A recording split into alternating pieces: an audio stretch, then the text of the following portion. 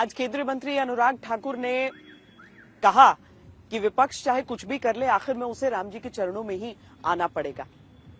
और इसके बीच में विपक्ष की जो लाइन है वो भी बदली हुई नजर आ रही है और लेंथ भी बिगड़ी हुई नजर आ रही है। राहुल गांधी की तरफ से और कांग्रेस पार्टी की तरफ से सीधे तौर पर इनकार कर दिया गया था। एक चिट्ठी भी लिखी गई थी 22 जनवरी को न आने के लिए। अब शरद पवार की तरफ से भी एक चिट्ठी लिखी गई है जहां पर वो कहते हैं कि वो नहीं आएंगे राम मंदिर की जब प्राण प्रतिष्ठा होगी उस मौके पर। लेकिन इन दोनों के स्टैंड में किस तरह से फर्क है वो भी आपको दिखाते हैं। जब राम मंदिर में प्राण प्रतिष्ठा समारोह से पहले चलते अनुष्ठान में श्री रामलला की प्रतीकात्मक मूर्ति को मंदिर परिसर का भ्रमण कराया जाता है और फिर गर्भगृह में पवित्रीकरण शुद्धिकरण की पूजा होती है, तब सवाल सियासत में उठता है कि अयोध्या पर राजनीति का भी शुद्धिकरण होगा। जितनी मर्जी राजनीति कर लें, आना तो प्रभु के चरणों में ही पड़ेगा। क्या विपक्ष का फिलहाल राम मंदिर के कार्यक्रम से दूरी बनाए रखने के बावजूद सच यही कि दर्शन करने आना ही पड़ेगा? 22 तारीख का फंक्शन जो है ये राजनीतिक फंक्शन बन गया है। 22 জানুয়ারি আমরা এটা কিন্তু আমার দলের প্রোগ্রাম। আমি প্রথমে নিজে কালী মন্দিরে যাব। राम मंदिर को लेकर जो भी कार्यक्रम होने के लिए जा रहा है उसका हमारी पार्टी को कोई भी ऐतराज नहीं है। ये भगवान का कार्यक्रम है, भगवान जिसको बुलाएंगे वो जाएंगे। अयोध्या की प्राण प्रतिष्ठा समारोह से दूरी बना चुके विपक्ष को अब अपनी लाइन लेंथ अयोध्या के इर्द गिर्द ही रखनी पड़ रही है, जहां कांग्रेस के बीच हालत ये कि सोनिया गांधी मल्लिकार्जुन खड़गे साफ कर चुके हैं कि अयोध्या 22 को जाएंगे नहीं। राहुल गांधी बोल चुके हैं कि मैं धर्म का दिखावा नहीं करता। यूपी कांग्रेस के नेता सरयू में डुबकी लगाकर रामलला के दर्शन कर आए और अयोध्या जो पहले फैजाबाद थी वहां से कांग्रेस के पुराने सांसद रहे निर्मल खत्री ने खुलकर कह दिया कि वो तो 22 के कार्यक्रम में जाने वाले हैं। जब सवाल हुआ कि राहुल गांधी 22 को क्या करेंगे तो जवाब सुनिए।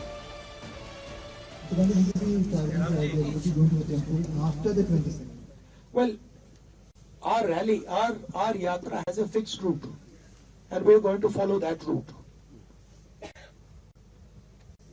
We're going to follow the route that I'm on. This is a route that we have designed, and we're going to stick to this route. And where will be you on 22nd?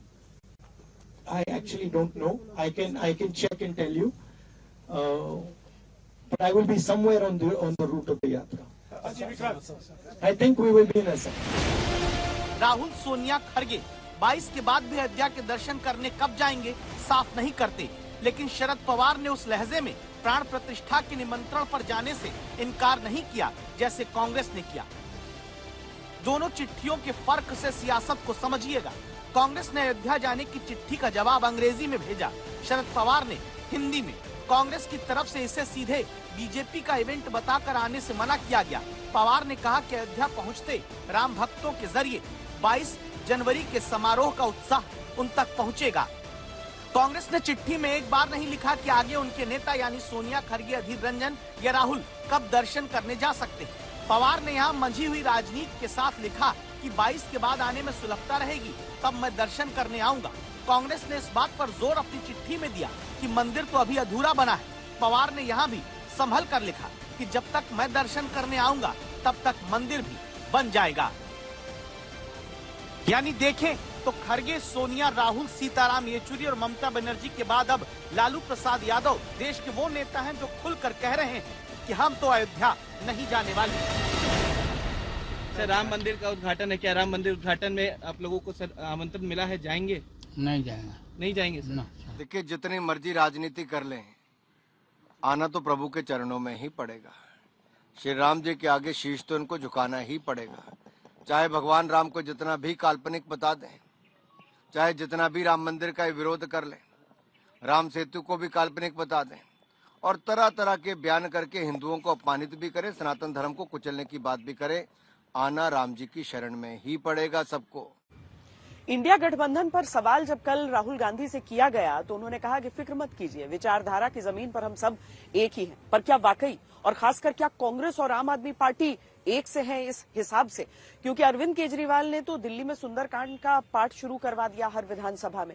और जब अरविंद केजरीवाल से ये पूछा गया कि क्या वो रामलला के दर्शन के लिए जाएंगे, तो उन्होंने कहा कि हाँ, मैं सपरिवार वहां जाऊंगा। क्या जहां जहां पर जिन जिन राज्यों में, जिन जिन क्षेत्रों में सीधा मुकाबला उनका कांग्रेस से है, वहां पर सियासी जमीन कांग्रेस को आम आदमी पार्टी के मुकाबले गंवानी पड़ सकती है। आम आदमी पार्टी ने पहले दिल्ली में कांग्रेस की जमीन खींची, फिर केजरीवाल की पार्टी ने पंजाब में कांग्रेस का वोट बैंक खींचा, और अब क्या अयोध्या के रास्ते गुजरात से भी कांग्रेस को पीछे केजरीवाल कर देंगे? इसीलिए पहले अयोध्या पर राहुल गांधी का बयान याद करिए। ये मेरे लिए हिंदू धर्म है और इसका मैं अपनी जिंदगी में पालन करता हूं, मगर मुझे इसको अपनी शर्ट पे पहनने की जरूरत नहीं। जो इसको मानते नहीं हैं, उनको शर्ट पे पहनने की जरूरत होती है। मैं चाहता हूं कि अपनी धर्मपत्नी और अपने बच्चों के साथ, और मेरे माता पिता को भी बहुत ज्यादा चाव चढ़ा हुआ है कि हमें जाके रामलला जी के दर्शन करने हैं, तो अपने माता पिता, अपनी धर्मपत्नी, अपने बच्चों के साथ में जाऊंगा। बाद में चले जाएंगे जब भी एक बार ये भी हो जाए 22 तारीख में। बहुत ज्यादा मतलब उन्होंने कहा था कोई देने के लिए आएगा, लेकिन अभी कोई आया नहीं, लेकिन उससे कोई फर्क नहीं पड़ता। हम बाद में सब परिवार में जाना चाहता हूँ। अयोध्या के सवाल पर धर्म का दिखावा न करने की बात करते राहुल, और गठबंधन में राहुल के साथी अरविंद केजरीवाल सुंदरकांड पाठ का आयोजन दिल्ली की विधानसभाओं में मंगलवार को शुरू करा चुके हैं। जन धन संतन को सर्वस। अरविंद केजरीवाल क्या सियासी हवा का रुख भांप कर वो राजनीति कर रहे हैं जिससे कांग्रेस की जमीन पर आम आदमी पार्टी का ही बीजेपी के विरोध में विस्तार होगा? कैसे? इसलिए राहुल और केजरीवाल के बयानों को आपस में सुनिए। 22 तारीख का फंक्शन जो है, ये राजनीतिक फंक्शन बन गया है। हिंदू धर्म के जो हमारे लीडर्स हैं, जो अथॉरिटीज हैं, उन्होंने कहा है कि वो नहीं जा पाएंगे क्योंकि ये राजनीतिक फंक्शन बन गया है। आरएसएस ने, बीजेपी ने 22 तारीख को एक चुनावी flavour, election flavour, political flavour दे दिया है। 22 तारीख को जब वहां पे मंदिर का शुभारंभ होगा, तो उसके बाद हमारी कोशिश रहेगी कि अयोध्या के लिए ज्यादा से ज्यादा और ट्रेन हम लगा सकें, ताकि लोगों में बहुत उत्साह है अयोध्या जी जाके रामलला के दर्शन करने के लिए। सवाल है, क्या बहुसंख्यक वोट के साथ जो चिंता अरविंद केजरीवाल की पार्टी को, वो चिंता राहुल गांधी की नहीं? सोनिया खरगे के अयोध्या न जाने की चिट्ठी आते ही गुजरात में कांग्रेस के अध्यक्ष रहे अर्जुन मोढवाडिया तक हिंदू वोट की नाराजगी को भांपकर कांग्रेस के स्टैंड पर सवाल उठा चुके हैं। आम आदमी पार्टी दिल्ली में जुट गई तो ओवैसी इसे बीजेपी और संघ के एजेंडे पर चलने वाली राजनीति बताने लगे। ये कॉम्पिटिटिव हिंदुत्व कर रहे हैं और ये बता रहे हैं कि नरेंद्र मोदी, आरएसएस में और इनमें कोई फर्क नहीं है, बिल्कुल कोई फर्क नहीं। मैं शुरू से कह रहा हूं ये कॉम्पिटिटिव हिंदुत्व हो रहा है। और क्यों हो रहा है?